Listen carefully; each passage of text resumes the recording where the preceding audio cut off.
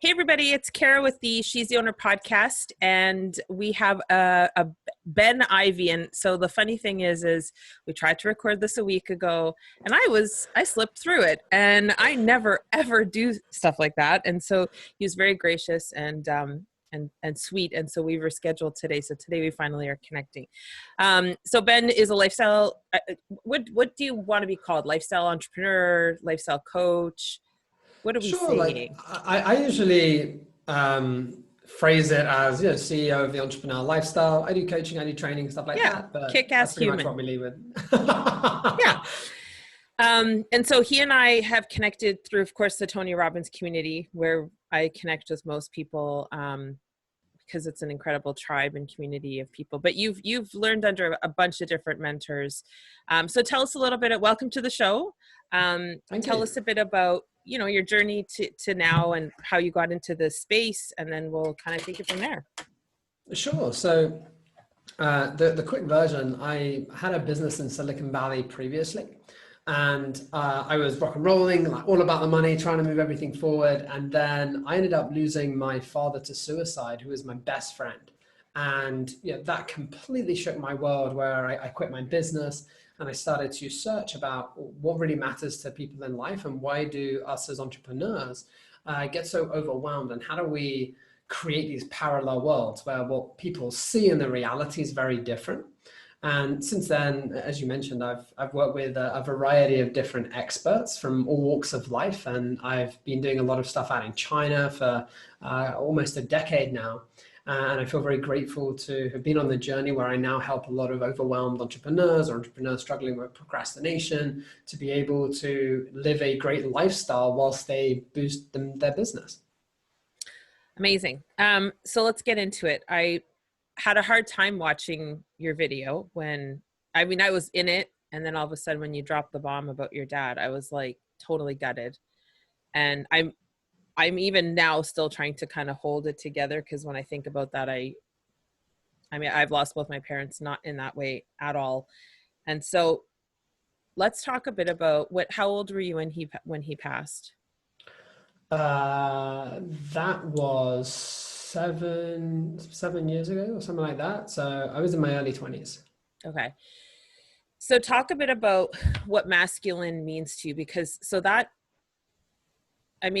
obviously he was unhappy, and obviously he wasn't living in his truth. That's such a trendy way to say it, but that's what's real, I guess. But talk a little bit about maybe, your childhood and growing up. Like, was he more in his masculine? Was he more in his feminine? Do you even think about those things when it comes to him? Because I feel like a lot of men, when they're in this attempt to be in their masculine and mature masculine, they're missing it. Like, even when you set up at the top about getting the money and you had all the stuff, like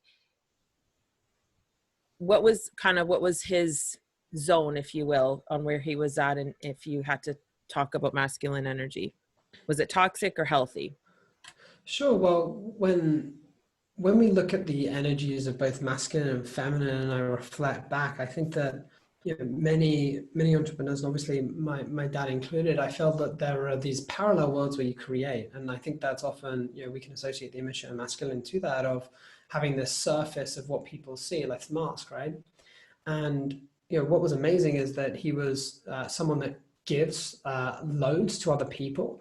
And I think that often what happens is you have these people that have such a big heart and they give so much. And we can take an example of Robin Williams, right? Someone that gives so much to other people but not to themselves. And when I was reading about that, I was thinking that that's so true. And I've had the privilege to be able to guide people who've been in that position, and I've worked with people that have been suicidal, and to hear like the similarities of they're doing everything for other people, but ultimately their downfall is that overgiving. I think that's a really, really tough thing to be in. So what were your models for, because this is what the show is about, is talking about it's women who show up in this masculine energy, which is go, go, go, right? Female entrepreneurs. We're always, we have a hard time slowing down. We have a hard time, relating in relationships, because if we're always in hunter mode, it's impossible to have good relationships. So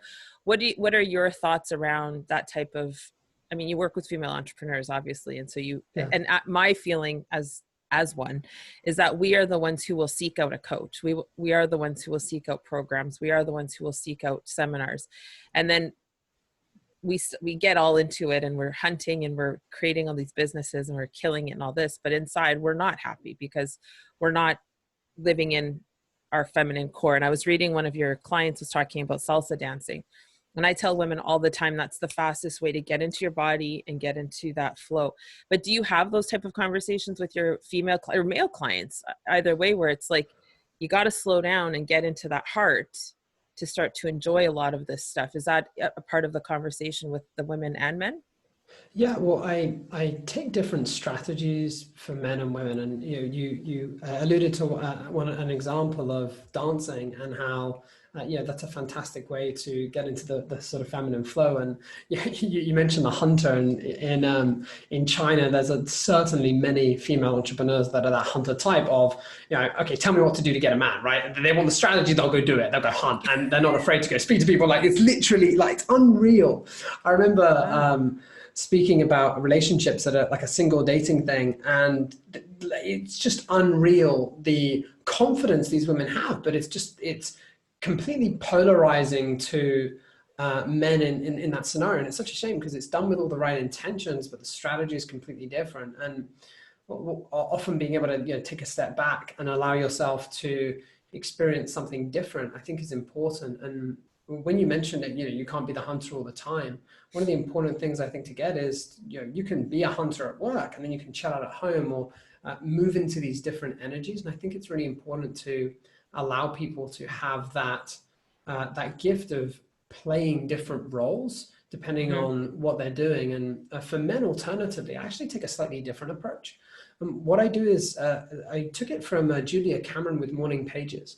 And what I do is I often get them to write 3 pages as soon as they wake up without any filter. They just, the process is you write 3 pages, no more, no less, and you see what comes up. And the reason why I do this for men specifically is I find it very helpful for them to see the patterns of their thinking and like how they go into those different parts of them. Because very often they, like, as men generally speaking, think in boxes. You can see how you go downward spirals and you isolate certain parts of yourself. And I find that practice is very helpful, just to see the flow between them, to allow them to sort of ease into it. I don't really tell my male clients to start dancing around immediately. Usually I like them week to, 3, maybe. Yeah. Yeah, I mean, I like them to be able to lean into it where necessary. And I find that that's a fantastic process to help them move forward. And so what about the women though? Like, do you see them and think, oh man, she needs to really soften? And I always say it's like, so hunter gatherer, or in your head or in your heart. But do you see these women and think, boy, she's really in her head and I need to help her get into her heart so that she can enjoy? Because it's easy to say we can be a hunter at work, but then are there strategies that you come up with or think about, excuse me, that you tell the women, like, this is how we need to balance you, because it's not going to work, you'll burn out? Yeah, like I think the biggest challenge, and I'm sure you've experienced this, is with any client, the moment that they can actually dip into their heart and then actually can move down that is when you get amazing results. But the hardest thing is when people jump back. And usually I find there's reasons behind that. Like, it's especially with the pressure that I see from a lot of parents or from families. I find that often conditions people, and they move into their heart for one moment and then they suddenly move back to their head. And I think that one of the best things to be able to do is that practice of, I don't know if it's meditation, if it's breathing into their heart. I find that's a fantastic technique to help people move into it and connect. And I'm sure that you've done that practice, and I know Tony that does a lot of those practices as well. But I find those are certainly effective in helping, especially women, to move down into the place of their heart so they can allow themselves to think in different ways. The other thing that I find really helpful is looking into the communities that women spend time in. Especially when I look at and I ask about their friends, very often they will hang around with a lot of hunters, right, as such. And I find that I'll speak to them about other friends and they say, oh, but yeah, I don't want to do that. They can't make a decision. They do all these different things. And I tell them, like, I want you to spend time with those people because it allows you to, unconsciously just become aware of what that different side is. And it allows you to perhaps be taken care of more as opposed to always making the decision. Hmm. Um, yeah, I mean, it's funny because we do congregate together, and I'm in a couple masterminds, but I'm in one in particular that it's fairly new, and it is a lot of hunters. And so even when we've had our second call yesterday, a Zoom call, and I was talking about the feminine, and it's fascinating to me, and why this movement is important to me is because women have no idea, because we've been conditioned to be this way in terms of, how we're showing up in our businesses, how we're showing up at home. And it's the whole idea is we don't need a man. Yeah, I really agree, and I think that there's something so tough in society where I see this. You need to be a strong, independent woman, and I think that it's become conditioned to such an extent that women believe, I don't need a man, and if they carry on with that thing, like, you're never going to get one if you're a strong, independent Exactly. woman, and it's not that you need one; it's that you want one. And I Yep. think that there's this paradox, and I feel like it really comes from this fear of being hurt. And I really see that that's for a lot of women, like, something has happened and it's caused them to seek more control. They're seeking to have that over controlling, and that's shown by being very successful in business in things that they can control. But when it comes to relationships, they often find it's a real challenge to move forward. I'm not sure if you've had clients like this, but I know for clients that come to me, very often they're single women who have been married before, but then they've gotten divorced very early on, right? So they often have a child, and now they're thinking, I have to look after my child. I'm not sure if I can let a man in, and there's all these different elements that are affecting her, and she doesn't want to spend time with different things. I can give an example.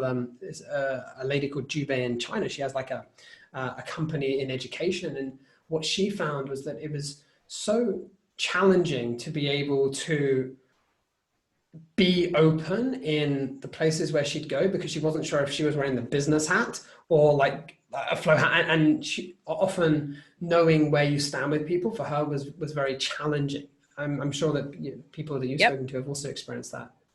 Yeah. And it's so the way I look at it, it is kind of two-sided, right? So the men, we've emasculated you into a place of really feminine energy where you're not making decisions.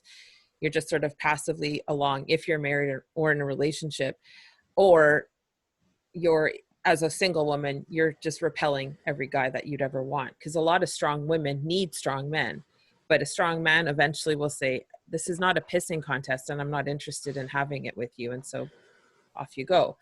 But it's just reconditioning of men and reconditioning of women. And I think it's important that we are all talking about it, because I often say, men don't put their knee on another man's throat until he dies if he's in his heart.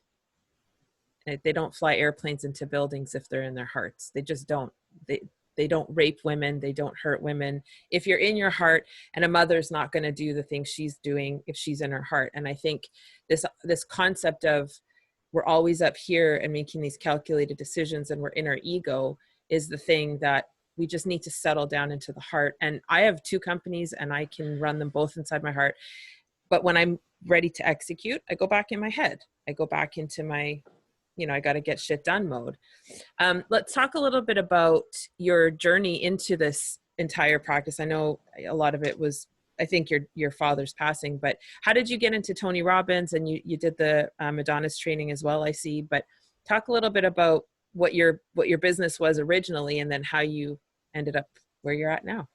Sure. So originally, I was doing virtual reality apps. I was doing import and export of things from China and Pakistan to the UK, and I had my fingers in a lot of different pots. And then ultimately, for me, it came to the decision of, do I want, I call it now that when I have this, then I will addiction. Mm, And very often, when I have this, then I'll do that. And I knew that I wanted to inspire and I wanted to help people, but I felt that there was this prerequisite that I had to achieve these huge goals in business in order to be able to inspire people to think in a different way and to organize their life in a different way.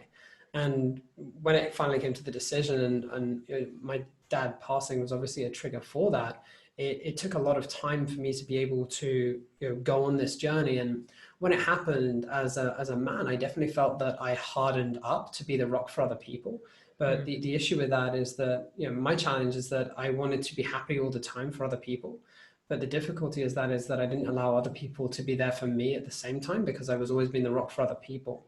And I know that as entrepreneurs from all walks of life, male or female, it's often this place that a lot of us go into where we're not vulnerable, we're not open, because we are being the rock for all the other people around us. So one of the things that I did when I realized I was going through that is I was working with people, I was connecting with them, but I felt, and perhaps you've experienced this as well, I could connect with people, but I couldn't really have a deep connection. I felt I couldn't really put my finger on it, but I always felt there was something missing.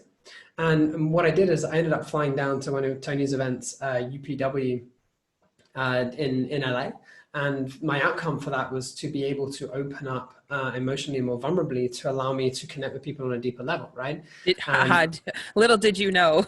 Yeah, right. 4 days of exactly that. Yeah, so it was a fantastic experience, and obviously from that, I now give a lot of talks. I cry on stage. I connect with people in a very different way, and I found that has been very empowering for me to connect with people on a different level, because I feel that when people can connect with your story and they understand where you've been, it allows them to have a breakthrough, whether they're aware of it or not, because often it affects them on an unconscious level.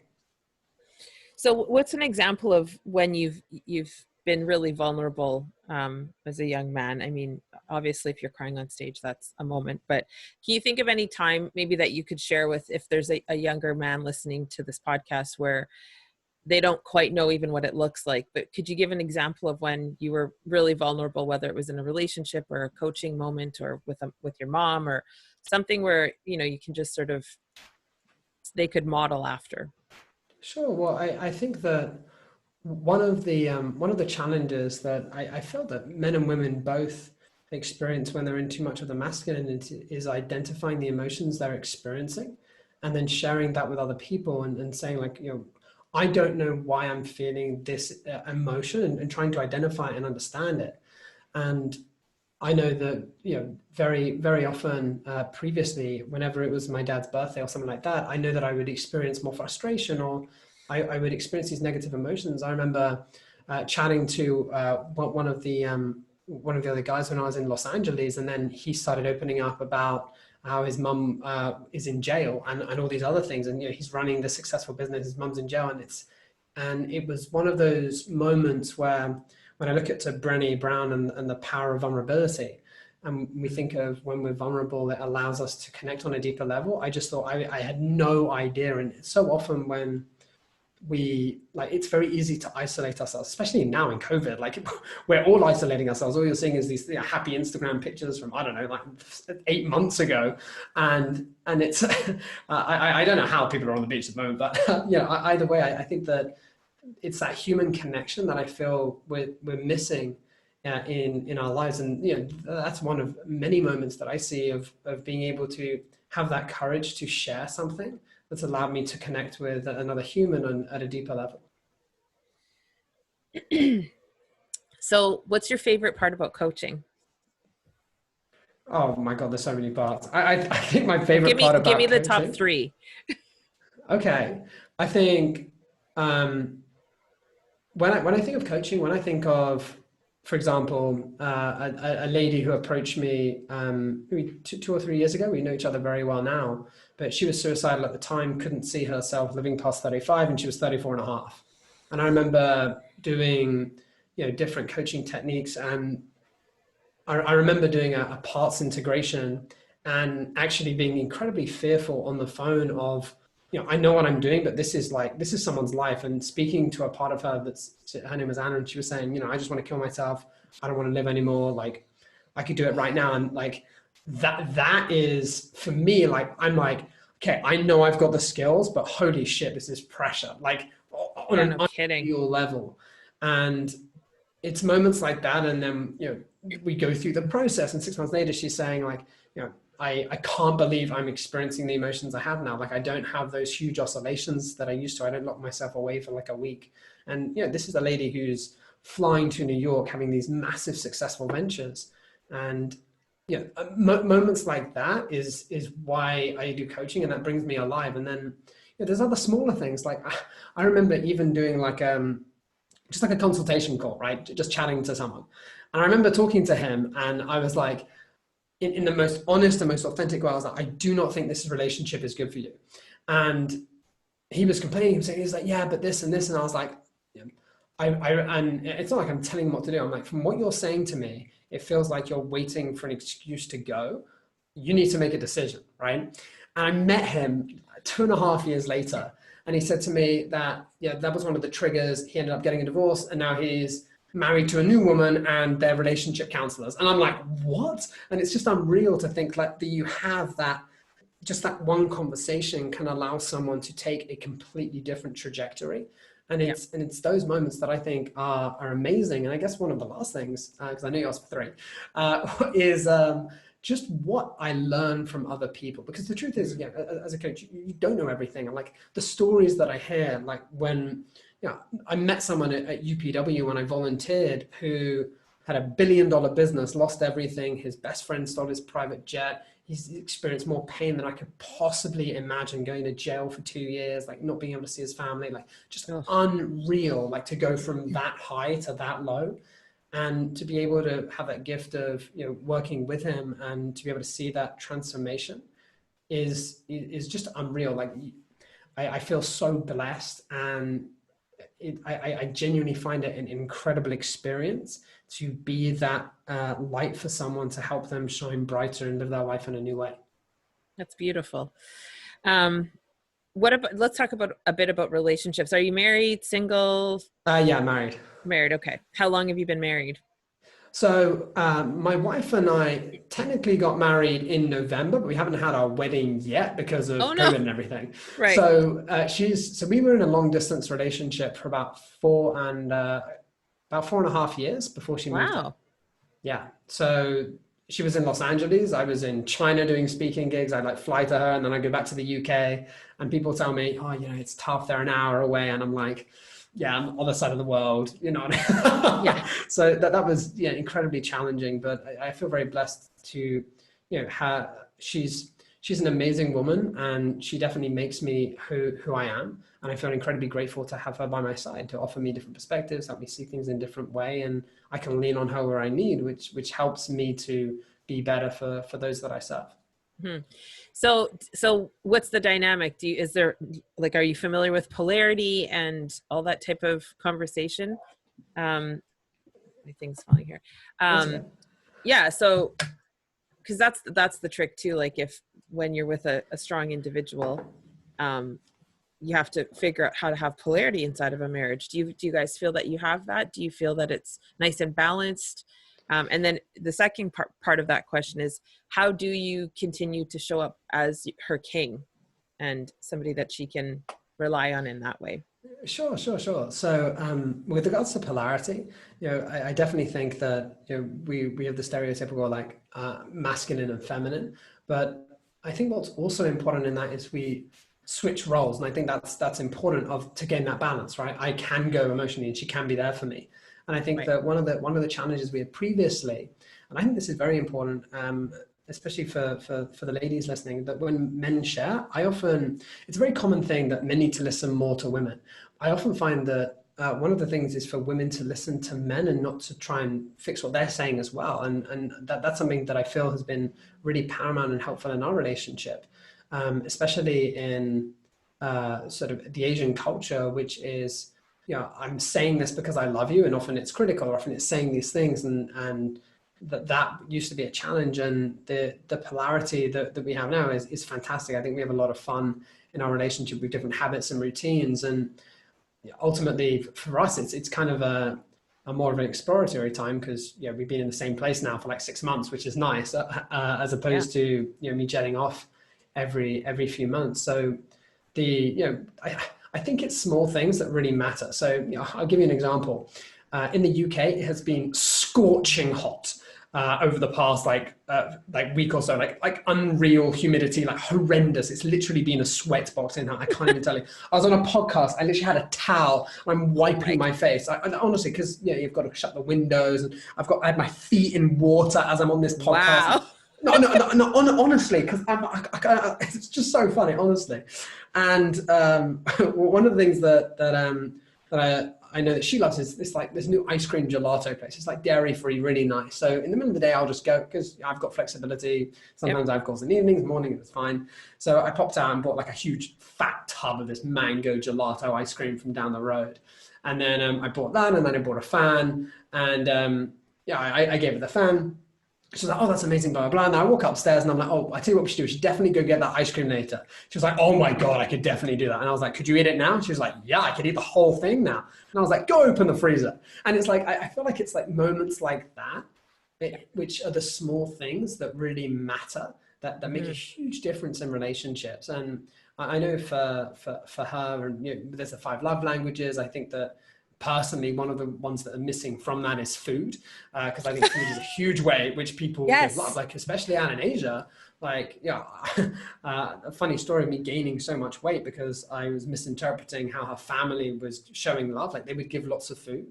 As a British person, you're meant to finish everything that's on your plate, right? So in America, I've got these plates which are 2 times the size. I can't even, like, it's funny looking back, but genuinely at the time, I was like, what are these people doing? Like, is this like a challenge for me to finish this food to show I'm worthy of their daughter? Get a free t-shirt at the end. I literally couldn't believe it. And every meal, the same thing happened. Like I finish it, I'd be sweating, and they put like more stuff on my plate. I'm like, what is going on? And I gained like 30 pounds in a month. Wow. It was just unreal. And I remember looking at myself being like, what has happened? Like when I started looking back and I actually realized what happened, that I started to reflect and come up that the 5 love languages is obviously missing food in my opinion. But that's been helpful as well to start to understand like how, where I can focus so that I can love her the best. Right. So that I can love her effectively. So whether that's, I don't know, cooking a meal, or whether that's just spending time with her and cuddling her in the morning, like I'll get up 5:30, do my routine, start working 6:30, do my usual stuff, and then 7:30 I'll go back to bed and give her a cuddle. Like that's just the routine now that works. And I think that that's important, to find a routine that really works for you both. Yeah, no, that's beautiful. So what's next for you? I mean, you won't be traveling probably for a little while yet, but what besides that, what's on the agenda? Sure. Well, I've digitalized a lot of my content this year, given the situation. So I cancelled all my speaking gigs in China, workshops, stuff like that. So for me, really, it's now about expanding the impact that I'm having. So I'm launching a podcast out in China and internationally as well, helping people live a great lifestyle whilst they build their business. I see that's a huge impact now. Like a lot of people are just hustling, and they're like literally burning out. I'm getting people saying they're stressed, they're overwhelmed, and I think that obviously this period has been a challenge for businesses on a number of levels. But I think that being able to clarify how you have that great lifestyle whilst you build your business is paramount important. So I'm launching that, sorting that out, and then constantly working on the Chinese. I did a TEDx in Chinese, which is like fantastic, but I feel like I need to be able to get better for interviews as well, so I can have this in Chinese as well. Nice. And where can people find you if they want to connect? Sure. So they can connect on my website, Ben, and then dash Ivey, ivey.com, not Ivy like the plant. I don't need that. And then they can connect with me on most social media as well. I've got a lot of resources, and I'm sure they can find me online. Amazing. Well, thank you so much for coming on the show. And again, I apologize for the miss last week. Happens to everyone. I appreciate your grace around that. So I'm off, and we're actually going on a little getaway this weekend. My husband surprised me with it, which is new for him. So that's it's hot here too in Toronto. It's very hot. It's lovely. So yeah, it was great talking to you, and I will talk to you soon. Sounds good. Lovely to meet you, Gara. Cheers. Bye. Bye.